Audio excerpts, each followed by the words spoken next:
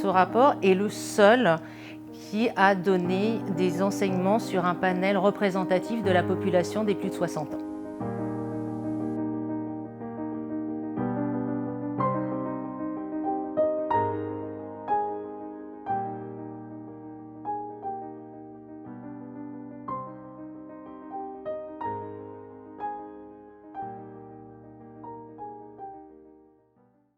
Depuis 2017, la Fondation des Petits Frères des Pauvres apporte un soutien financier aux études de l'Association des Petits Frères des Pauvres.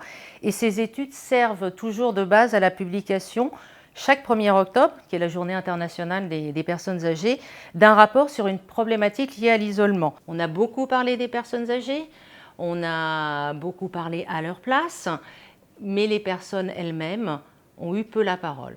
Donc notre objectif, et c'est la force des études qu'on fait, c'est d'avoir une méthodologie qui leur donne la parole, une méthodologie qui se fait par téléphone, et ça permet à toutes les personnes âgées, même celles qui n'ont pas le numérique, de pouvoir s'exprimer. Comme chaque année, le rapport donne la part belle à des experts en interne, des petits frères des pauvres, mais aussi des experts en externe. Et cette année, il y a eu vraiment du beau monde, puisqu'on a eu Marie-Anne Monchamp, qui est la présidente de la CNSA, on a eu la sociologue Mélissa Petit, on a eu aussi Jérôme Guedj qui a été chargé d'une mission en plein confinement sur l'isolement des personnes âgées.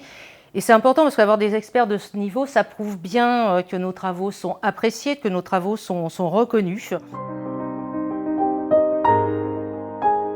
La première chose, c'est une profonde modification des interactions sociales, avec d'une part une intensification des relations familiales. En effet, les personnes âgées ont eu beaucoup plus de contacts. Par exemple, des personnes âgées qui avaient des contacts avec leur famille une fois par semaine ont vu basculer les contacts vers une fréquence beaucoup plus journalière. Et ça, c'est vraiment très intéressant. Cette modification des interactions familiales s'est faite avec, de l'autre côté, une baisse des relations avec les amis, avec les voisins. On est plutôt allé vers des relations beaucoup plus hebdomadaires. On s'appelait une fois par semaine. En temps de crise, la famille, on se rattache à sa famille, et les personnes âgées étant bien identifiées comme les personnes à risque par rapport au virus, les familles ont été beaucoup plus présentes. Il y a eu 720 000 personnes qui n'ont eu aucun contact avec leur famille pendant les 2 mois du confinement. Et donc ça, c'est inquiétant.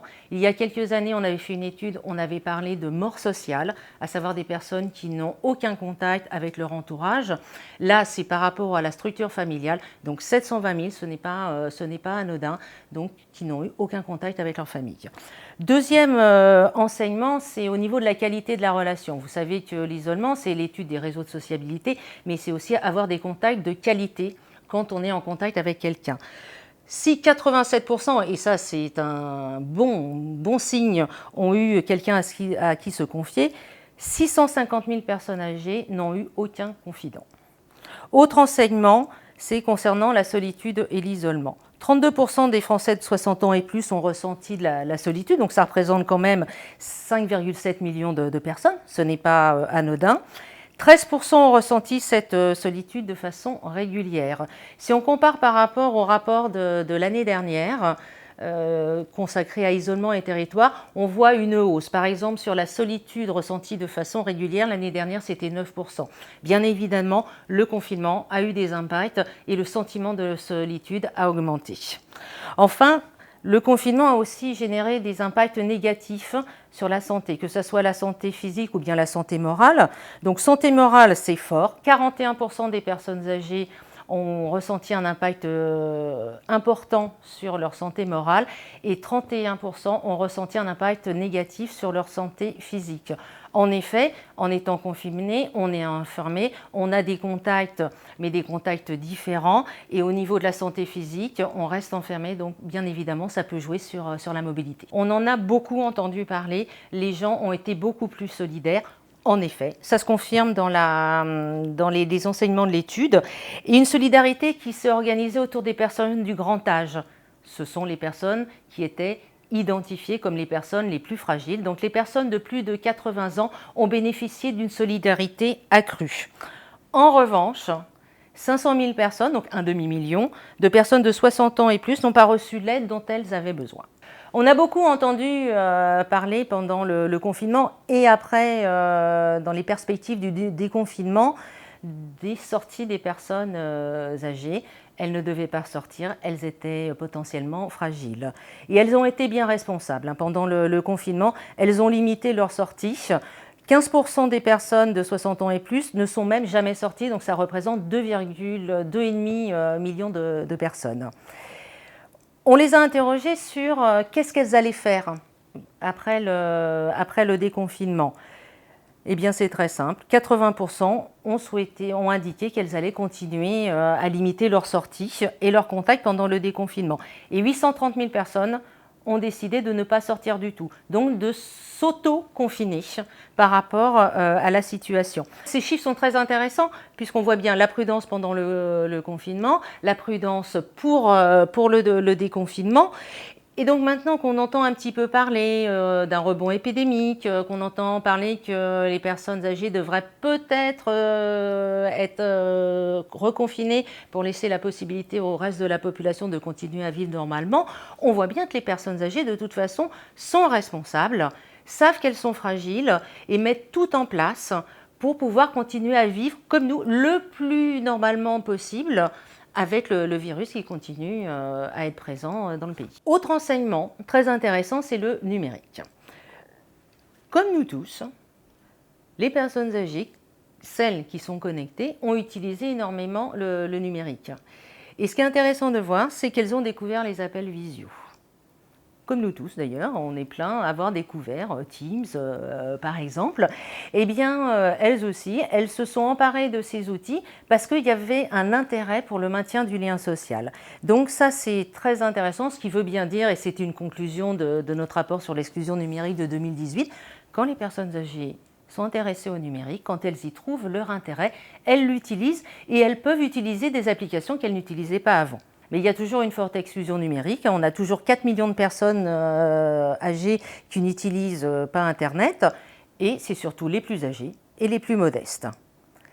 Ce qui est intéressant aussi, et c'est un enseignement qui peut être marquant, c'est que beaucoup de personnes âgées ont utilisé le numérique. On a beaucoup entendu parler dans les médias, dans les discussions, que le numérique était un outil important pour maintenir le lien social. Les EHPAD également se sont équipés un petit peu comme ils pouvaient, mais ils ont réussi à s'équiper pour permettre le maintien social pour les personnes en établissement qui étaient confinées. Et pourtant, il y a 87% des non-internautes qui considèrent que le numérique n'a pas été un manque. Ça, c'est un enseignement important, parce que ça veut bien dire que l'intérêt, il n'est pas montré pour les personnes âgées qui ne l'utilisent pas. Donc si on propose à des personnes âgées des formations, on court à l'échec.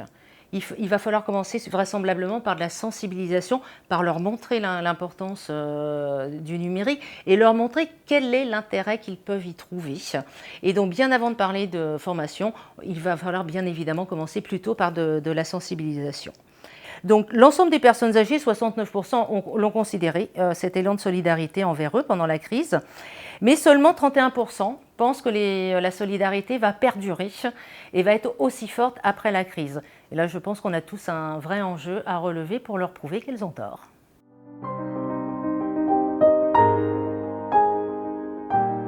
Après les constats, bien entendu, ce qui est intéressant, c'est de faire des préconisations.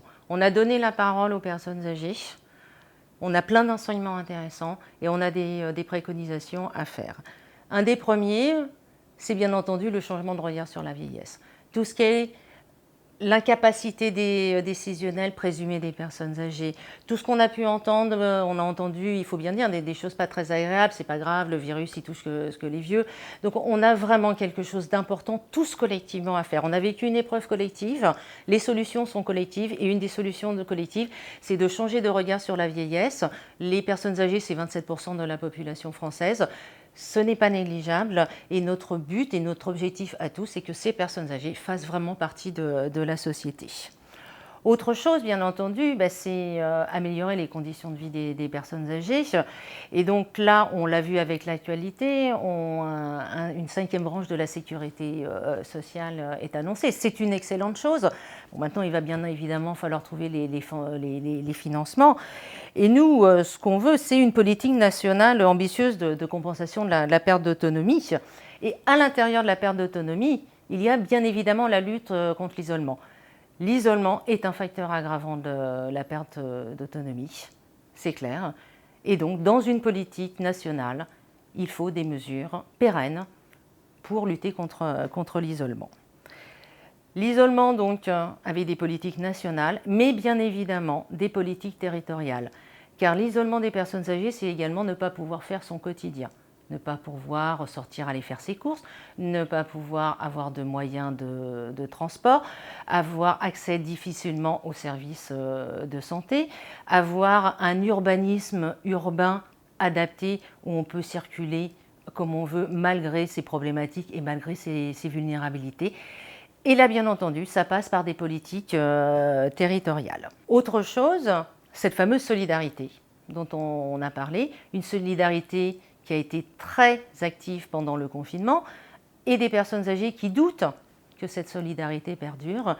Et donc là, sur ce point-là, il y a l'engagement citoyen, il y a le bénévolat, il faut le soutenir. Et ça passe là également par des politiques de soutien pour permettre à des gens qui veulent être bénévoles, à des gens qui souhaitent s'engager, que ce soit dans leur immeuble, dans leur quartier, d'être soutenus et de se sentir aidés s'ils sont confrontés parfois à des difficultés, parce qu'il y a des personnes âgées qu'on veut aider, qui peuvent avoir des comportements déroutants, et une personne qui sait comment répondre, qui est épaulée, qui est soutenue, elle va pouvoir continuer à faire son engagement. Et ça, c'est quelque chose d'essentiel. Une crise sanitaire fait toujours bouger les lignes. On l'a vu en 2003 avec la canicule, ça a fait bouger quelques lignes.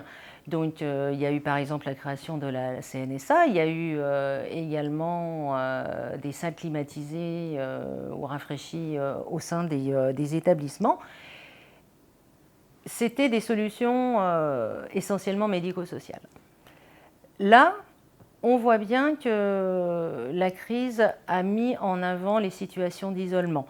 Des situations d'isolement existantes et aussi des situations d'isolement de personnes qui avaient l'habitude d'être en contact avec leur famille. Les Français ont une vraie prise de conscience de ce que c'est que l'isolement et de ses conséquences très rapides sur la santé de leurs proches.